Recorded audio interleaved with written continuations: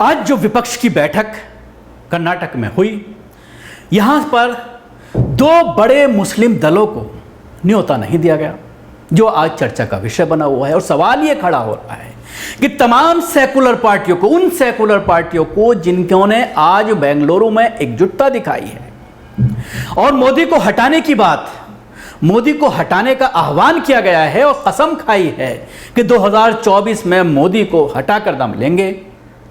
और जिस तरह से फॉर्म में नजर आ रहा है विपक्ष, सबसे बड़ा फैसला जो अलायंस का नाम बदल करके जिसको इंडिया रखा गया है, ये एक मास्टर स्ट्रोक मान के चला जा रहा है। और इस बैठक पर जो राजनीतिक विशेषज्ञ हैं वो भी जब इसको देख रहे हैं बारीकी से, और जो चीज़ें, जो डेवलपमेंट इस मीटिंग में हुए हैं, जो फैसले इस मीटिंग में लिए गए हैं, उससे कहीं ना कहीं अब ये नज़र आ रहा है कि मोदी का जाना तय है। लेकिन ऐसे में जो बड़ी पार्टियां हैं या सेकुलर पार्टियां हैं, चाहे वो समाजवादी पार्टी की बात करें, कांग्रेस की बात करें, या फिर जनता दल की बात करें, आरजेडी की बात करें, जनता दल यूनाइटेड की बात करें, ये तमाम बड़ी पार्टियां जो मुसलमानों के वोट से अपने एमएलए और एमपी पहुंचाती हैं। मुसलमानों का वोट तो चाहिए, लेकिन मुसलमानों को सत्ता में भागीदारी नहीं देना है, मुसलमानों को इस लेवल तक नहीं पहुंचाना है कि वो अपनी कौम के डेवलपमेंट के लिए, अपनी कौम को उठाने के लिए कोई काम कर पाए। इसी वजह से ये कोशिश की जाती है कि जो जमातें, जो बड़ी बड़ी पार्टियां उभर करके सामने आ रही हैं, चाहे वो असदुद्दीन ओवैसी की AIMIM की शक्ल में हो या फिर मौलाना बदरुद्दीन अजमल की AIUDF हो, क्योंकि मौलाना बदरुद्दीन अजमल का एक कैडर है असम में, और असदुद्दीन ओवैसी का पूरे देश में कैडर अब बनता चला आ रहा है। जिस तरह से वो लगातार असेंबली इलेक्शंस में अपने कैंडिडेट उतार रहे हैं, आपने देखा कि किस तरह से बिहार में जब इलेक्शन हुआ तो 5 लोग उनके पहुंचे, वो अलग बात है कि उसमें से 4 लोग जो है वो खिसक करके वो जो है वो तेजस्वी के साथ चले गए। लेकिन कहीं ना कहीं अपने लोग, अपना कैडर बनाने में लगातार जो रैलियां की गई उत्तर प्रदेश इलेक्शन में भी आपने देखा, और उसके अलावा और जो चुनाव होते हैं ज़िला परिषद के, उसमें भी जिस तरह से ओवैसी की पार्टी के लोग निकल करके सामने आ रहे हैं। उत्तर प्रदेश में काफ़ी संख्या में लोग पहुंचे हैं ओवैसी के, यहाँ तक कि चेयरमैन भी चुने गए हैं। तो धीरे धीरे पार्टी का लेवल बढ़ रहा है। और जिस तरह से मुसलमानों की हिस्सेदारी की बात असदुद्दीन ओवैसी सियासत में करते हैं, तो ऐसे में इन दोनों पार्टियों को अलग रखना कहीं ना कहीं मुसलमानों को नाराज कर रहा है। अब सवाल ये खड़ा होता है, क्यों इन दोनों पार्टियों को न्योता नहीं दिया गया? और जो सवाल ये उठाया जा रहा है कि मुसलमानों को सत्ता से दूर रखने का ये कैंप प्लान है तमाम पार्टियों का। मुसलमानों का वोट से सत्ता तो पाना चाहते हैं, लेकिन मुसलमानों को साझेदारी और हिस्सेदारी देना नहीं चाहते, क्योंकि जब इस तरह की बातें होती हैं तो कहा यह जाता है कि मुसलमान वोट ऐसी पार्टी को दें। कुछ लोग, कुछ तंजीमें हैं जो उस पर काम कर रही हैं कि एक कॉमन मिनिमम प्रोग्राम हो, मुसलमानों के बुद्धिजीवी बैठ करके एक कॉमन मिनिमम प्रोग्राम बनाएं और उन पार्टियों को सहयोग करें, उन पार्टियों को वोट देने की बात कहें जो उन कॉमन मिनिमम प्रोग्राम पर हामी भरता और ये कहता है कि अगर हम सत्ता में आते हैं या हमारा MP MLA अगर सत्ता में पहुंचता है तो हम इस पर काम करेंगे। ये बात बार बार बुद्धिजीवियों के जरिए कही जाती है, लेकिन वो पूरा इसलिए नहीं हो पाता क्योंकि कोई भी पार्टी उस पर बात करने को तैयार नहीं है। आज विपक्ष की बैठक हुई, लेकिन मुस्लिम सियासत करने वाली कोई पार्टी का मुखिया इसमें नहीं दिखाई दिया। विपक्ष की इस बैठक में ना ही असदुद्दीन ओवैसी और ना ही बदरुद्दीन अजमल को बुलाया गया। अब सवाल यह है कि मुस्लिम दलों को लेकर अपने आप को सेकुलर कहने वाली पार्टियां ऐसे मौकों पर सांप्रदायिक क्यों हो जाती हैं? कर्नाटक की राजधानी बेंगलुरु में आज और कल विपक्षी पार्टियों की बैठक हुई। राहुल गांधी, सोनिया गांधी, मल्लिकार्जुन खड़गे, शरद पवार, ममता बनर्जी, लालू प्रसाद यादव, नीतीश कुमार, अखिलेश यादव समेत तमाम दिग्गज राजनेता इस महाजुटान में शामिल हुए। बेंगलुरु की धरती से मोदी सरकार के खिलाफ एक बार फिर से हुंकार भरी गई।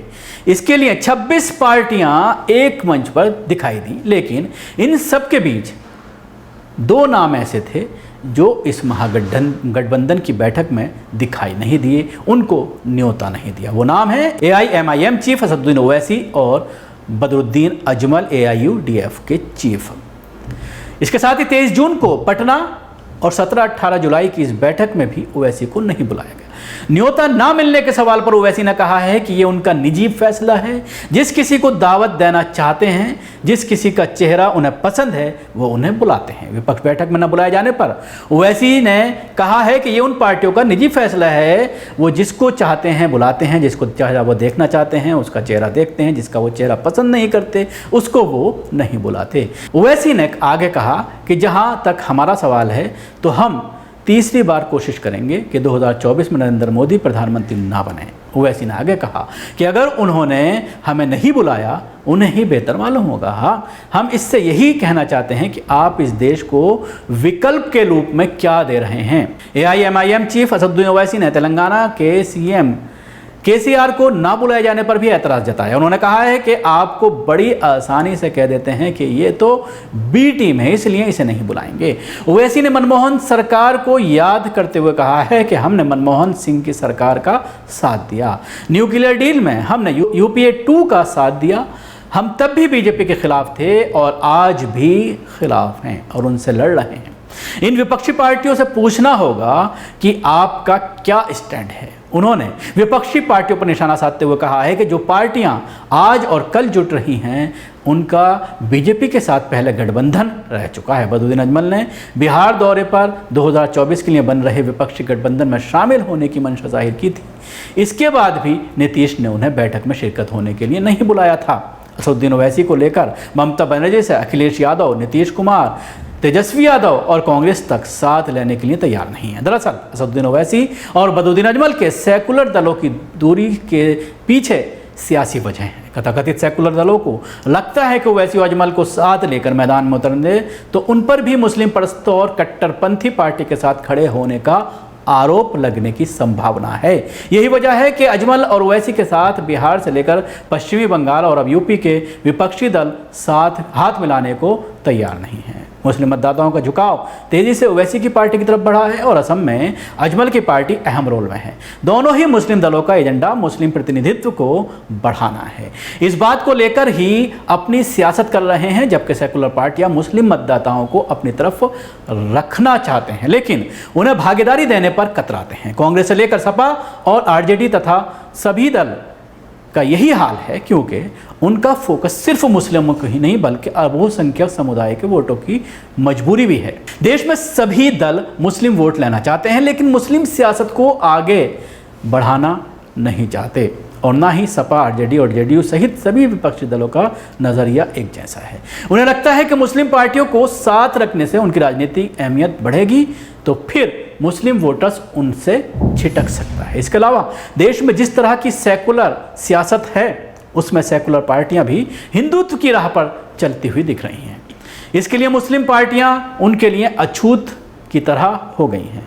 अजमल और ओवैसी ही नहीं बल्कि जब भी मुस्लिम पार्टियां खड़े होने की कोशिश की है तो खुद को सेकुलर बताने वाली पार्टियां बीजेपी की तरह ही सांप्रदायिक रंग में नजर आने लगती हैं। बीजेपी जिस तरह से मुस्लिम को टिकट देने से परहेज करती है तो उसी तरह से सेकुलर पार्टियां मुस्लिम सियासत को आगे बढ़ाने नहीं देती, उसको रोकती हैं। सेकुलर पार्टियां इस बात को जानती हैं कि मुसलमानों के सामने सियासी विकल्प नहीं है जिसके चलते उनका वोट देना मजबूरी है। इसके अलावा मुसलमानों का बीजेपी के खिलाफ नकारात्मक वोटिंग पैटर्न है जिसके चलते सभी जानते हैं कि उन्हें ही वोट मिलेगा। जो ये कहा जाता है कि कहाँ जाएंगे मुसलमान, कांग्रेस के नेता कहते हैं कहाँ जाएंगे, मजबूरन हमें वोट देना ही पड़ेगा। तो अगर ये मुस्लिम लीडर जो है विकल्प के तौर पर उभर करके सामने आते हैं तो इन सेकुलर पार्टियों की सियासत ख़त्म हो जाएगी। मुस्लिम वोट बैंक जब ख़त्म हो जाएगा, खुद जो इनका वोटर लोकसभा इलेक्शन में ख़ासतौर से अगर यादवों की बात करते हैं